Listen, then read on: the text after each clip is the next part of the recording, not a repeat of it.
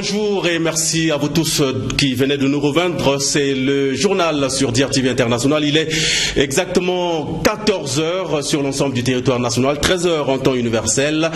Le journal met tout d'abord les titres de cette édition. Terre sans frontières à la rescousse du centre de santé intégré du plateau des 15 ans. Le geste de l'ONG canadienne a permis à ceci d'être de nouveau opérationnel.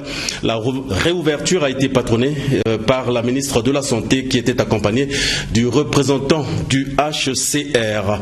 Vaut mieux prévenir que guérir, dit-on souvent. Le gouvernement de la République, qui a bien compris le dicton populaire, a mis en place un dispositif sanitaire musclé de sécurité dans les points d'entrée du pays pour bien évidemment barrer la voie au coronavirus qui s'est vu mortellement en Chine.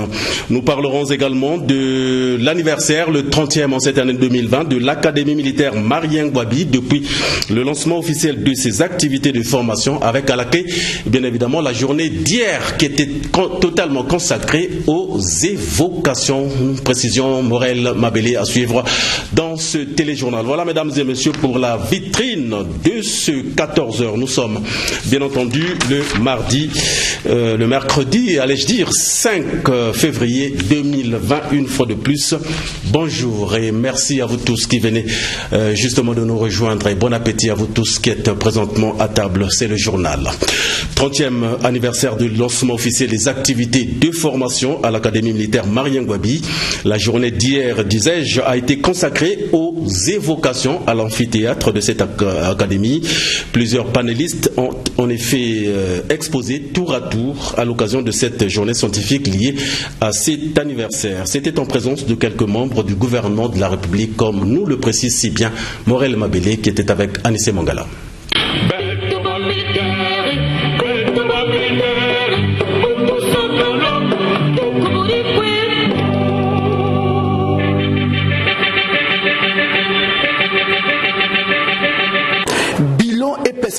C'est sous ce thème que l'Académie militaire Marien Ngouabi célèbre les 30 ans du lancement officiel de ses activités de formation.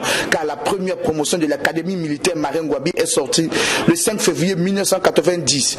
30 ans après, le ministre de la Défense nationale, Charles Richard Monjo, est fier de cette école qui, au départ, avait une mission d'assurer la formation initiale des élèves officiers d'active.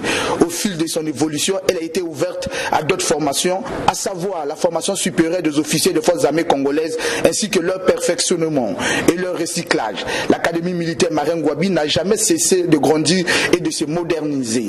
Ceci grâce aux efforts considérables consentis par le gouvernement, a indiqué Charles Richard Monjo.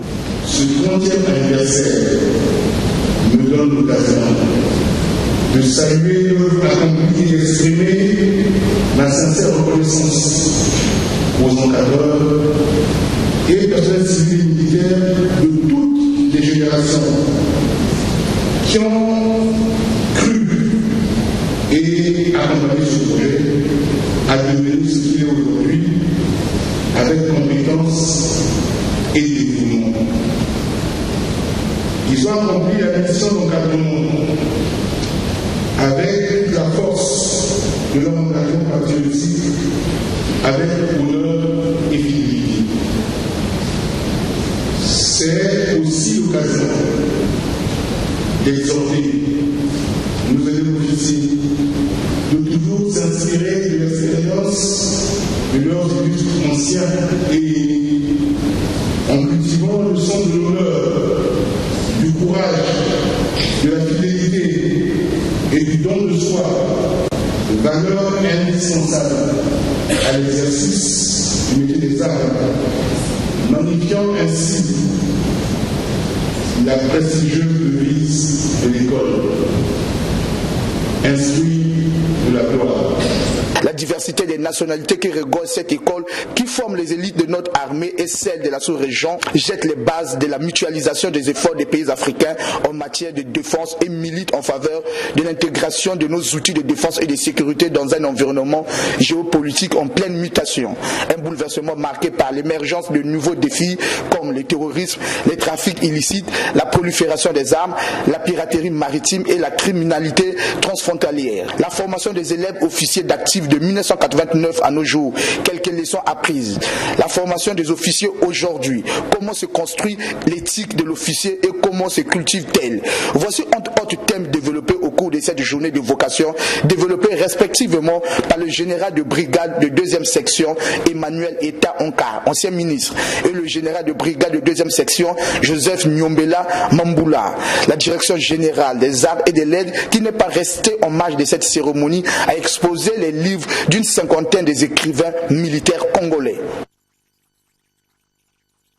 Voilà, dans la foulée justement de cet anniversaire, le ministère de la Culture et des Arts, par le biais de sa directrice générale des Arts et des Lettres, a organisé un vernissage, Mabélé vient de le dire, et une exposition d'ouvrages de quelques écrivains militaires. La directrice générale des Arts et des Lettres, Mireille Opa, c'est d'elle qu'il s'agit, parle des militaires visiblement intéressés au secteur culturel. Nous l'écoutons, elle est au micro de Morel Mabélé et Anissé Mangala. Ce matin, on a pu sélectionner près de 52 écrivains, sans penser à ceux qui sont dans les pays étrangers. Déjà, à la place de Brazzaville, on a pu trouver 52 écrivains militaires. C'est pour dire que les écrivains, les militaires écrivent. Les militaires aussi sont des peintres. Vous avez vu les différents tableaux qui sont exposés. L'armée a une fanfare, l'armée a un orchestre, l'armée a des troupes théâtrales. Donc, on est militaire, certes, mais on est humain. Et la vocation n'est pas que réservée aux civils. L'inspiration pour écrire, pour composer une chanson, pour écrire un livre est donnée à tout le monde, civil comme militaire. Voilà, c'est clair comme dans les esprits. Voilà, dans l'autre volet de l'actualité, le centre de santé intégré des plateaux des 15 ans, réhabilité et équipé par une ONG canadienne, Terre sans frontières, par le truchement du HCR. Lundi dernier donc, la ministre de la Santé, accompagnée du représentant du HCR et des responsables de Terre sans frontières, ont assisté à la cérémonie de réouverture de ces locaux. C'était au cours d'une cérémonie couplée à la remise de quelques médicaments médicaux. Suivant ce reportage signé Giscard Maungu et Vrar Mungondo. C'est un geste de Terre sans frontières, une ONG canadienne qui vient de réhabiliter et d'équiper le CSI de plateau de 15 ans en partenariat avec le HCR. D'ailleurs, à la cérémonie qui avait aussi son côté remise d'équipements sanitaires, c'est le représentant du HCR au Congo qui a fait le geste. Au nom du Haut-Commissariat des Nations Unies, en partenariat avec Terre sans frontières, je voudrais humblement et modestement vous remettre ce kit pour renforcer la capacité opérationnelle du CSI du plateau de 15 ans. Ce sont des équipements sanitaires qui viennent renforcer les capacités opérationnelles de ce centre de santé intégré. Par cet équipement, c'est un autre gabarit presque d'un hôpital de référence qui se dessine là, à la satisfaction de ceux qui y travaillent. Désormais, avec le geste de Terre sans frontières, c'est un équipement de laboratoire, 12 lits et matelas, 2 tables d'accouchement, de matériel de consultation médicale, un groupe électrogène dont l'ONG s'est engagée à fournir en carburant, un incinérateur pour des déchets sanitaires, bref, du matériel qui fait dire au chef de centre que sa structure n'a plus rien à envier avec un hôpital de référence en matière d'équipement de laboratoire. L'action de Terre sans frontières, qui travaille souvent avec des réfugiés, permettra désormais à ces réfugiés de venir aussi se faire consulter au CSI de plateau de 15 ans, ce qui réjouit le représentant du HCR au Congo. Merci encore une fois à toute l'équipe de Terre sans frontières. Merci encore une fois au gouvernement de la République du Congo qui, en collaboration avec Terre sans frontières, va continuer à inclure les réfugiés dans le système national. Il en va de même aussi même pour l'éducation. Il en va de même aussi pour d'autres activités. Donc, nous avons tous compris qu'il est temps d'inclure des réfugiés dans le système national. L'ONG canadienne a aussi réhabilité le CSI et à l'occasion, la ministre de la Santé a réouvert les portes ici quand elle a coupé le ruban symbolique. Voilà, c'est bien compris, Giscard Maungu. Si posséder est un plaisir, donner est une véritable joie. Restons toujours dans le volet santé pour parler du Congo, qui est en alerte maximale pour éviter l'épidémie de coronavirus qui sévit mortellement en Chine et qui a atteint plus de 15 pays. Le gouvernement de la République, donc, avec l'appui de l'Organisation mondiale de la santé, OMS, a mis en place un dispositif sanitaire musclé dans les points d'entrée pour prévenir justement l'introduction du coronavirus sur le territoire national. Evar Nsekasomba et Jaurès Ekomba nous en parlent un peu plus dans ce reportage.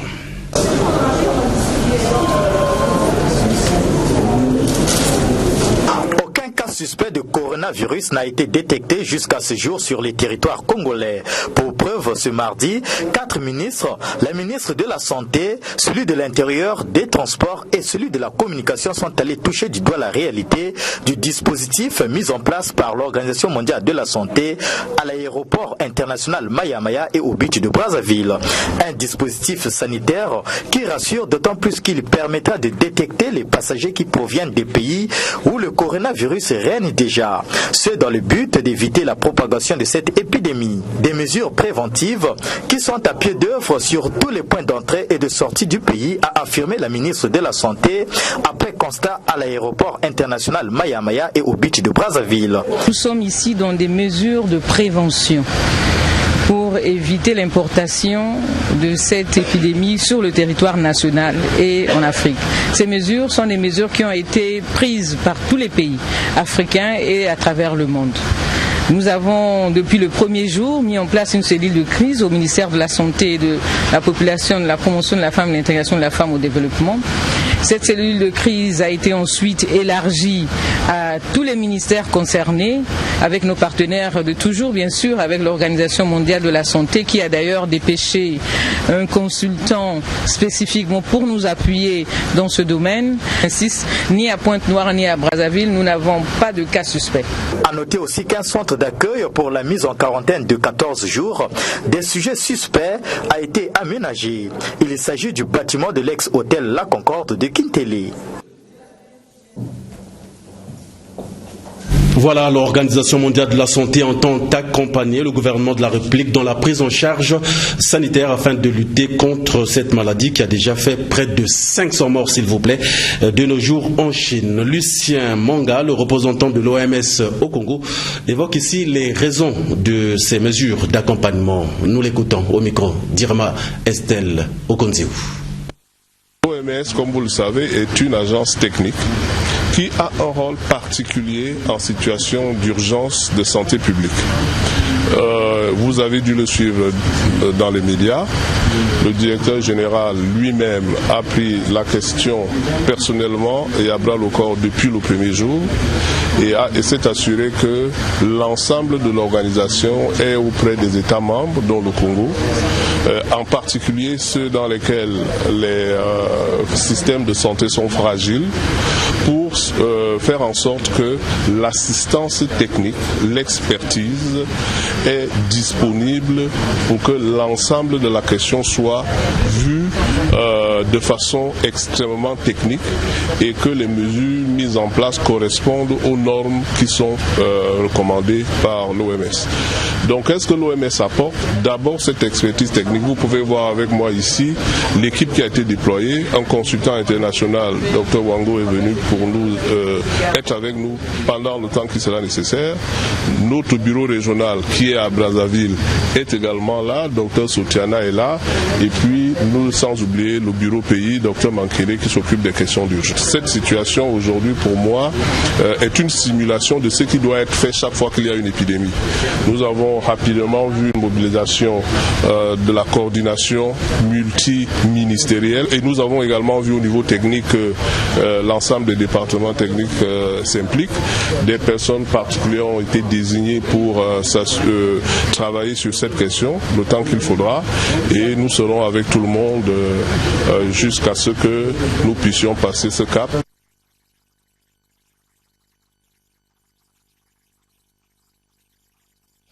Voilà, poursuivons cette édition, mesdames et messieurs, et faisons un tour à Pointe-Noire où il est 14h passées de 15 minutes dans la capitale économique où l'on signale la suspension de travaux de bitumage sur l'avenue Jean-Félix Tister Tikaya. Et comme le malheur ne vient jamais seul, la célèbre avenue de la capitale économique ne bénéficie toujours pas de l'éclairage public qui est véritablement le premier policier des citoyens. Jean-Pierre Février.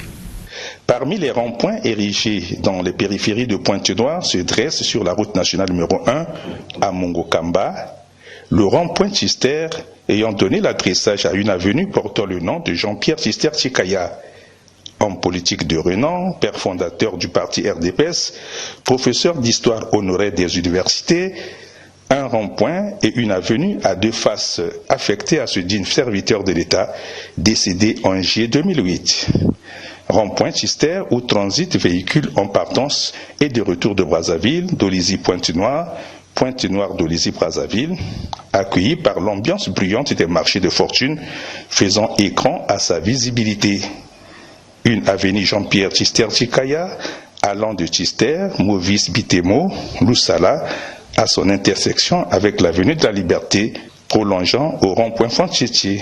Deux symboles urbains au cœur de Mongokamba, qui devait connaître l'aménagement de son espace public, à l'instar des ronds-points Raphaël Antonetti de la Paix, place de la République et Luanzili, surplombé de la stèle de Jean-Félix Tikaya. À l'entrée de la ville, ce rond-point devrait bénéficier d'un système d'éclairage moderne avec la construction d'un buste à l'honneur de Jean-Pierre Tister Tikaya.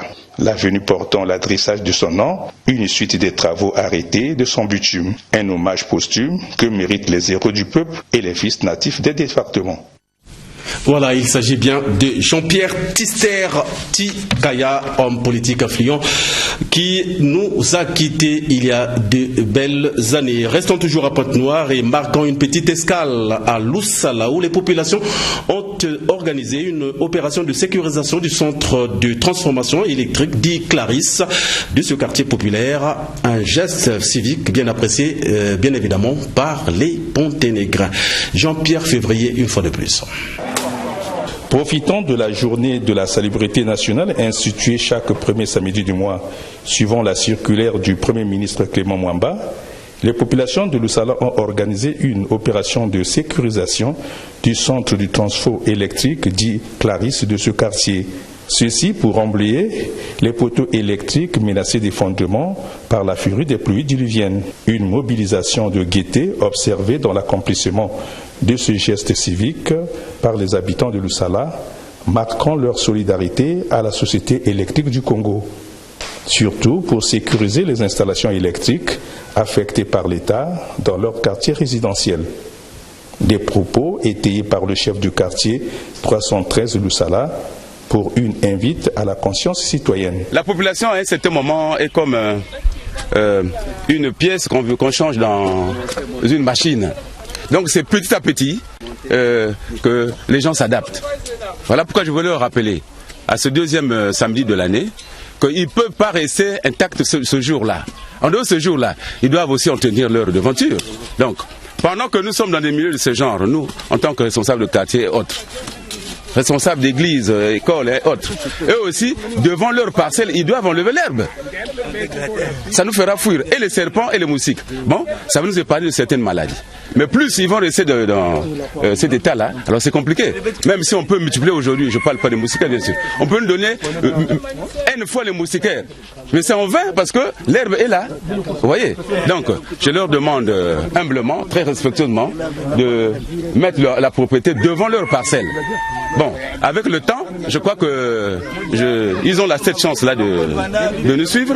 Avec le temps, les services de la police, la gendarmerie vont passer pour taxer tous ceux qui vont s'entêter de rester dans la saleté. Et ils doivent savoir que la propriété chasse la maladie.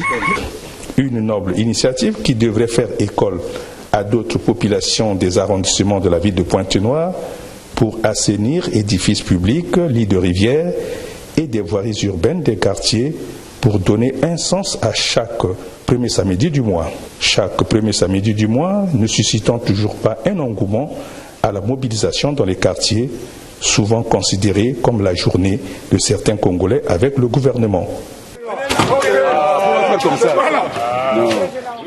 Voilà, avant de quitter Pointe-Noire, parlons des cours qui n'ont pas véritablement encore repris à l'école rénovée Antoine Bantou. L'établissement scolaire public, si dans l'arrondissement de Mvumvu, reste encore fermé, ce malgré son inauguration le 18 janvier écoulé. Demontez Mavungu pour plus de détails. Inauguré le 18 janvier 2020 par les ministres de l'enseignement primaire, secondaire et de l'alphabétisation et des hydrocarbures, le groupe scolaire rénové Antoine Bantou de Mvumvu connaît un retard de cours. Le 1er février 2020, nous avons effectué le déplacement de ce temple d'éducation pour comprendre les raisons de ce retard. Plusieurs canaux d'information nous ont été fermés pour recueillir une version officielle laissant toujours la soif à notre curiosité. Seuls les ouvriers des lieux nous ont fait savoir que les cours débuteront la première quinzaine du mois de février. Le retard observé est occasionné par les derniers travaux de finition, de retouche des jardins et allées longeant les aires de circulation. Jusqu'au 1er février 2020, les élèves devant fréquenter cet établissement prennent toujours leurs cours au collège Antoine Bantou. Une situation préoccupante pour les parents d'élèves et les citoyens lambda de la ville de Pointe-Noire qui croyaient que l'inauguration s'enchaînait au début effectif des cours. Un mal qu'ils doivent prendre avec beaucoup de patience, sachant que les ouvriers rencontrés mettront des bouchées doubles avant la date butoir d'un début effectif des cours. Ceci pour rassurer les partenaires sociaux du système éducatif du département de Pointe-Noire. Des salles de classe vides, disposées de recevoir les nouveaux occupants de l'ancienne école des garçons, dite Charlemagne de Mvumvu en 1940.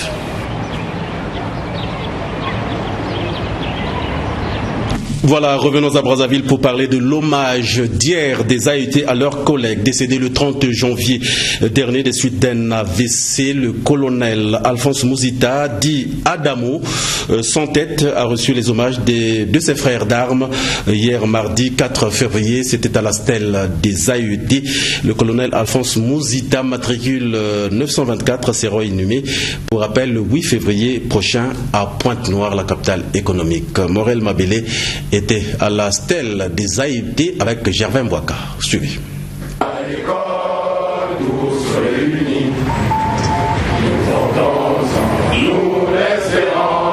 L'hymne des AET retentit à nouveau à la stèle des AET. Les frères d'armes se retrouvent pour rendre un dernier hommage à leur collègue Alphonse Mouzita, dit Adamo, décédé le 30 janvier dernier des suites d'un accident vasculaire cérébral, crise faite à l'occasion de la cérémonie d'hommage au colonel Albert Kaya. C'est un double malheur pour ces AET.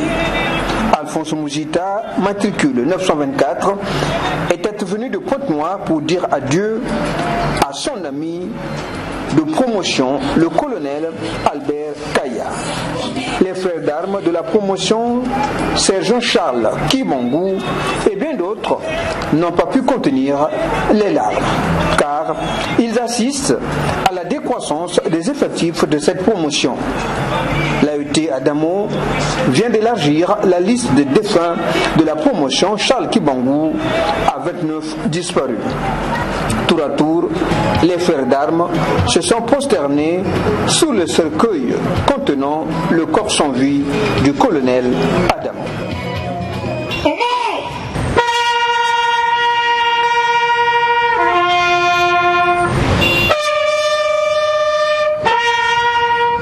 Alphonse Mouzita fut un homme droit, a reconnu le président de la promotion, Charles Kibangou, le colonel David Mbondi, prononçant l'oraison funèbre.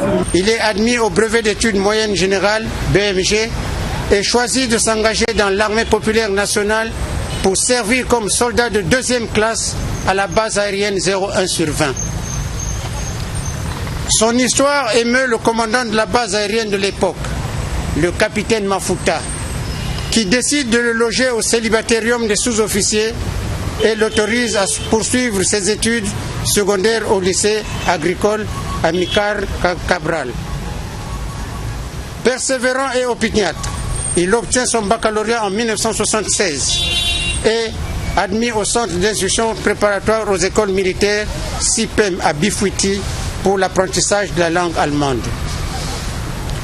Son passage à l'école aura été marqué par son tempérament d'homme très discret, juste et droit, élégant, toujours bien coiffé, et comme sport favori, l'athlétisme. Il restera en mémoire sa rivalité légendaire avec l'AET Ganto Joseph, matricule 964, avec lequel il nouera une grande amitié par la suite et formeront un binôme inséparable. Venu de Pointe-Noire pour compatir à la douleur des frères d'armes, il repart sur sa terre natale dans ce cercueil en laissant derrière lui 9 orphelins et 2 veuves. Après ce recueillement, à la stèle de Zaïté, la dépouille mortelle d'Alphonse Mouzita, dit Adamo, a pris la direction de l'aéroport Maya-Maya pour être transporté à Pointe-Noire. Il sera inhumé le 8 février prochain au cimetière de Vindoulou.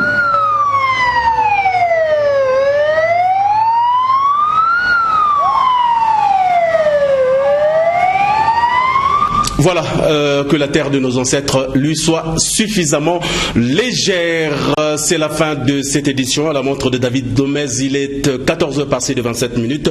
Terre sans frontières, à la ressource du centre de santé intégré du plateau des 15 ans. Le geste de l'ONG canadienne a permis à ceci d'être de nouveau opérationnel. La réouverture, vous l'avez suivi, a été patronnée par la ministre de la Santé qui était accompagnée du représentant du HCR. Vaut mieux prévenir que guérir, dit-on souvent. Le gouvernement de la République a bien compris le dicton populaire, a mis en place un dispositif sanitaire de sécurité d'ailleurs musclé dans les points d'entrée du pays pour barrer la voie au coronavirus qui a déjà fait près de 500 morts en Chine. Nous avons également parlé de l'anniversaire, le 30e en cette année 2020 de l'Académie militaire Marien Ngouabi depuis le lancement officiel de ses activités de formation avec à la clé la journée d'hier mardi qui a été totalement consacrée aux évocations. Morel Mabélé nous en dit un peu plus dans cette édition. Merci à vous d'avoir suivi le journal. Avec la permission de Dieu, je dis bien, c'est le seul maître de l'univers. Nous nous retrouverons demain mercredi, mais sachez que l'échec est un bel enseignement de la réussite. Au revoir et à demain.